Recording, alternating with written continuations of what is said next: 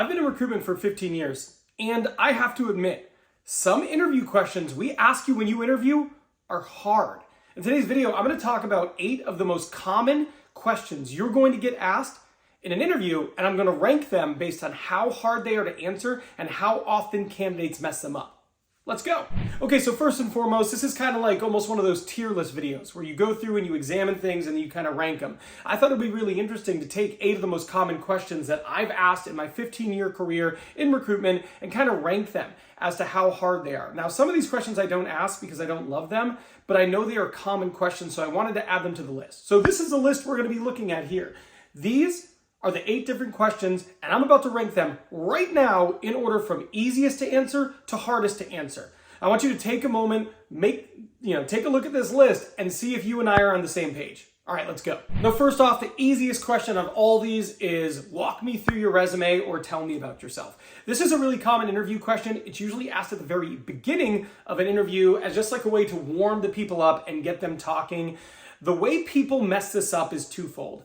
They either do not share what they have done in their career, like they jump around, it's not clear, it's not concise, or they take way too long. If a candidate takes 4 to 5 minutes or longer answering this question, that is a big mistake. You want to be concise, you want to walk them through your career, and you want to use it basically as an advertisement as why you're a good fit for the role, and a lot of candidates don't do that. Now, in my opinion, the second easiest question is why do you want to work here? This is a pretty easy question because it's an opportunity for you to really impress them and really show that you're aligned to the organization and a good fit for the role. Now, what I see when people get this wrong is they don't have a good answer here, right? They go, I don't know, I think I've always liked your company and the job is cool. That's not a good way to answer this question. In fact, that's a bad way to answer this question. And I think when people get this wrong, it's because they have an uninspiring answer or they haven't planned and they don't know what to say when it comes up. And they're really caught like a deer in the headlights, like, well, I don't know, I want money, so I applied for a job, which valid, but it's not going to help you in an interview. And real quick, the way to answer this question is using the 50-50 rule. The first 50% of your answer needs to be about the company, why that company is attractive to you. And the second 50% is why you're a great fit for the job. And it's a good step in your career right now to take this job. You do that, you answer it great. The next question might shock some people, but I think the third easiest question is why should we hire you?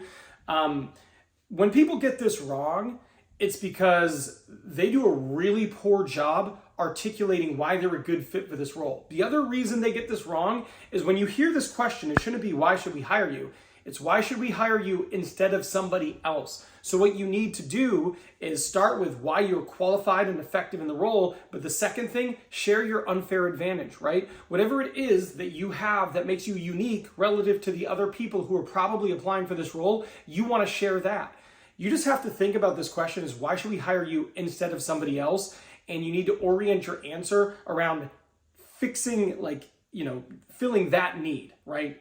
Answering it like that, and you'll do great. All right, last question on the bottom half of the ranking list. Tell me about a time you disagreed with your manager. This is probably the most common behavioral interview question that gets asked in interviews, so it is a little bit challenging. Now, I said behavioral interview question. Anytime you hear the words, tell me about a time when, or give me an example of a time when, that's a behavioral interview question. And whenever you get a behavioral interview question, you want to use the STAR method: situation, task, action, result. That's a framework for answering it. What was the situation you were in? Like, where were you working? Task, what were you specifically doing? What was your role and what were you trying to work on in the moment? Action, what did you specifically do to deal with whatever situation that is? Specifically for this question, a time you disagreed with your manager. And then R, result. And this is really challenging, one, because people mess up behavioral interview questions a lot because in the moment, they can't think of an answer, right? Because it's very specific. It's not what would you do in this situation, it's tell me about a time when. So you have to look back and think when this happened, and then you have to walk them through how you did it. And the key is, one, being able to have an example, being able to articulate it, following that framework so that you're capturing every necessary detail, but then also making sure that your confrontation or disagreement you had with a supervisor or a manager isn't something that is really bad. It's, it needs to be respectful, and it needs to be one of those things where it's two people who have a difference of opinion, but it's not a big deal, and you're able to communicate through it and reach resolution. People mess it up when they don't do those things. All right, so the fourth hardest job, so we're on the second half of the list now, is why are you looking to leave your current job? This is one of the trap questions in this video.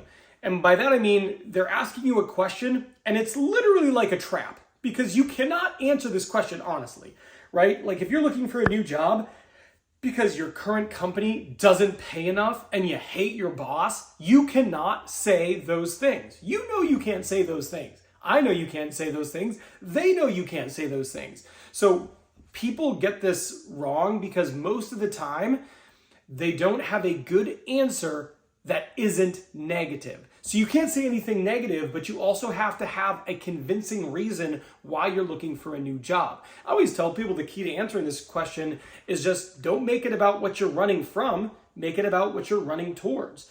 The way I specifically answer it is I go, that's actually a really good question.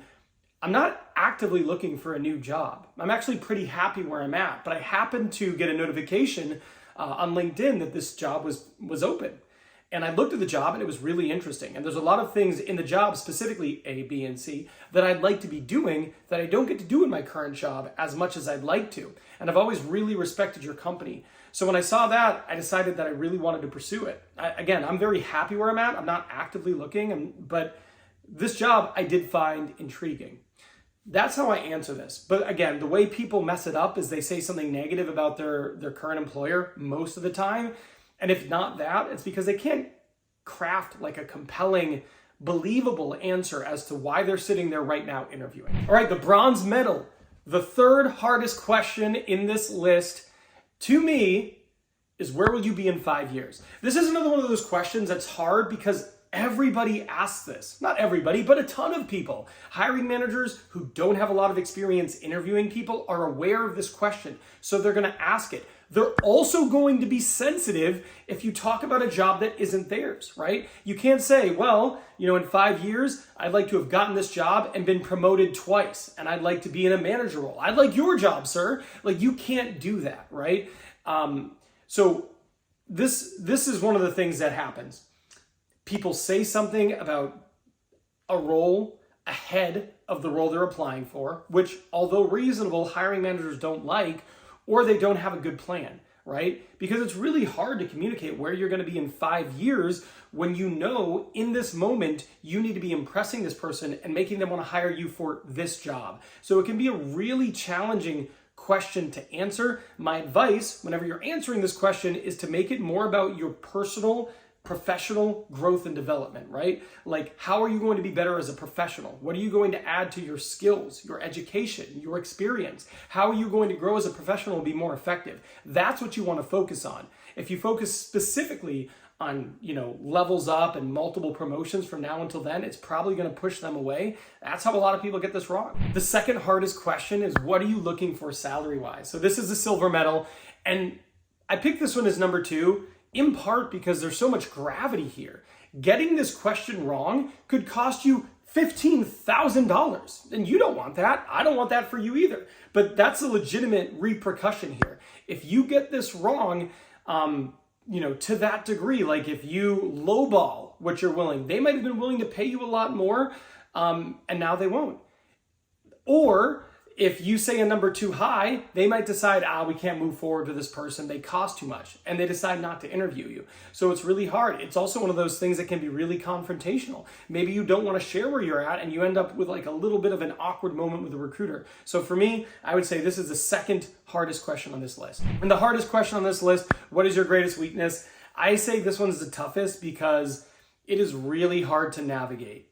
And tons of hiring managers ask this. It's incredibly common, and it's a trap question. And you can't say something that makes you look too bad as a candidate, but you also can't say something that's like not a real answer. You have to find that middle ground, and it can be really challenging. In fact, it's so challenging, I made this whole video about it. In this video, I give you 5 great ways to answer this question so you can navigate this dangerous question, get past it, and succeed in your interview. So I'm done here. I'll see you over there.